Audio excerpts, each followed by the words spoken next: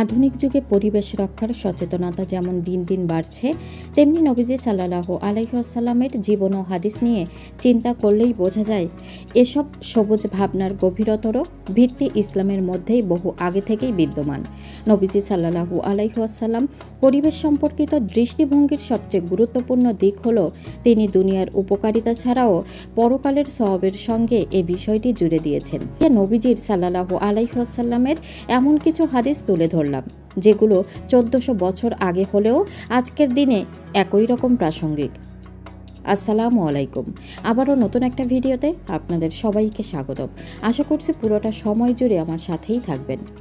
হযরত আনাস রাদিয়াল্লাহু আনহুর কাছ থেকে বর্ণিত হাদিসে আছে, মহানবী সাল্লাল্লাহু আলাইহি ওয়াসাল্লাম বলেছেন, কিয়ামত কায়েম হওয়ার মুহূর্ত এসে পড়লেও যদি তোমার হাতে একটি খেজুর গাছের চারা থাকে তবে তা রোপণ করে দাও। মুসনাদে আহমদ, হাদিস নম্বর 12491। এই হাদিসটি আমাদের শেখায় জীবনের সর্বশেষ মুহূর্ত পর্যন্ত একজন মুসলমানের দায়িত্ব রয়ে যায় পরিবেশের জন্য গাছ লাগানোর অবদান রাখার। গাছ লাগানোর মতো একটি ক্ষুদ্র কর্ম চিরস্থায়ী সওয়াব বয়ে আনতে পারে। হযরত আনাস রাদিয়াল্লাহু আনহুর কাছ থেকে বর্ণিত আরেকটি হাদিস আছে।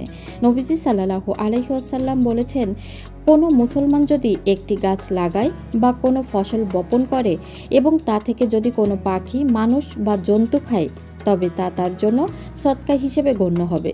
সহিহ বুখারী হাদিস নম্বর 2320, সহিহ মুসলিম হাদিস নম্বর 1552। অর্থাৎ গাছ বা ফসল রোপণ করা শুধু পার্থিব উপকারেই সীমাবদ্ধ নয়, বরং তা সদকায়ে জারিয়া এর মর্যাদা পায়। মানুষ, পাখি বা পশু যে কেউ উপকৃত হলে মুসলমানের জন্য সওয়াব অর্জন করে। হযরত আব্দুল্লাহ ইবনে আমর ইবনে আস রাদিয়াল্লাহু আনহুর কাছ থেকে বর্ণিত হাদিসে আছে, একদিন নবীজি সাল্লাল্লাহু আলাইহি ওয়াসাল্লাম হযরত সাদ ইবনে আবি ওয়াক্কাস রাদিয়াল্লাহু আনহুর পাশ দিয়ে যাচ্ছেন। তিনি তখন ওযু করছিলেন। নবীজি সাল্লাল্লাহু আলাইহি ওয়াসাল্লাম তাকে জিজ্ঞেস করলেন, এত অপচয় কেন? সাদ বললেন, ওযুতে কি অপচয় হয়? নবীজি সাল্লাল্লাহু আলাইহি ওয়াসাল্লাম উত্তরে বললেন, হ্যাঁ, এমনকি যদি তুমি প্রবাহমান নদীর থেকেও ওযু করো। মুসনাদে আহমদ, হাদিস নম্বর 7065।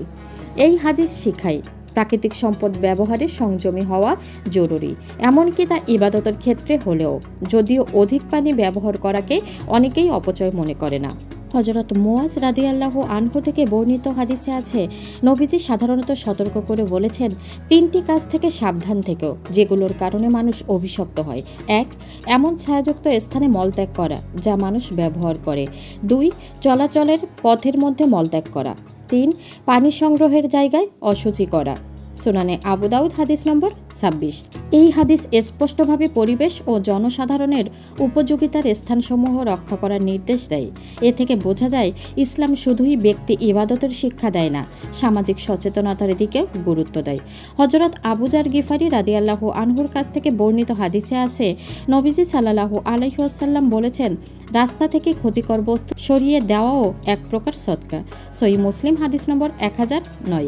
এই সংক্ষিপ্ত কিন্তু গভীর হাদিসটি আমাদের শেখায় পরিবেশ পরিচ্ছন্ন রাখা ক্ষুদ্র কাজগুলোও আল্লাহর দরবারে সদকা হিসেবে গণ্য হয়। হযরত আব্দুল্লাহ ইবনে আব্বাস রাদিয়াল্লাহু আনহু থেকে বর্ণিত হাদিসে আছে, নবীজি সাল্লাল্লাহু আলাইহি ওয়াসাল্লাম বলেছেন, আসল মুমিন সে নয় যে নিজে পরিপূর্ণ খায় অথচ তার প্রতিবেশী ক্ষুধার্ত থাকে। মুসনাদে আহমদ, হাদিস নম্বর 20017। এই হাদিসটি আমাদের ভোগবাদী সমাজে একটি অত্যন্ত মূল্যবান শিক্ষা। মুসলমানকে শুধু নিজের আরাম নয়, আশেপাশের মানুষের অবস্থার প্রতিও সচেতন থাকতে হবে।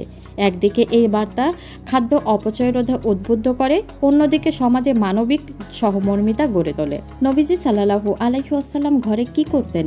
এমন প্রশ্নের উত্তরে তার প্রিয় স্ত্রী হযরত আয়েশা রাদিয়াল্লাহু আনহা বলেন, তিনি নিজের জুতা মেরামত করতেন, কাপড় সেলাই করতেন এবং সাধারণ মানুষের মতো ঘরের যাবতীয় কাজ করতেন। এই হাদিস আমাদের শেখায় কোনো বস্তু একবার ব্যবহার করে ফেলে দেওয়ার শিক্ষা নবীজির নয়। গৃহস্থলী কাজে অবহেলা করতেন না এবং ছেঁড়া কাপড় বা জুতা সেলাই করে পরতেন, ব্যবহারযোগ্য অবস্থায় নষ্ট করতেন না। 1400 বছর আগের হলেও আজকের পরিবেশ সংকট ও সামাজিক বৈষম্যের যুগে আশ্চর্য রকম প্রাসঙ্গিক। গাছ লাগানো থেকে শুরু করে পানি অপচয় রোধ, প্রাণী সেবার গুরুত্ব ও সামাজিক সহমর্মিতা সবকিছুতেই নবীজি সাল্লাল্লাহু আলাইহি ওয়াসাল্লাম আমাদের সামনে রেখে গেছেন এক অনন্য সবুজ দর্শন। প্রকৃতি ও পরিবেশের প্রতি ইসলামের এই চেতনা অনুসরণ করলেই গড়ে উঠতে পারে একটি ভারসাম্যপূর্ণ, দায়িত্বশীল ও কল্যাণময় সমাজ। আজ এ পর্যন্তই। আবারও নতুন একটা ভিডিও দেখার আমন্ত্রণ জানিয়ে আজকের মতো এখানেই শেষ করছি। আল্লাহ হাফেজ।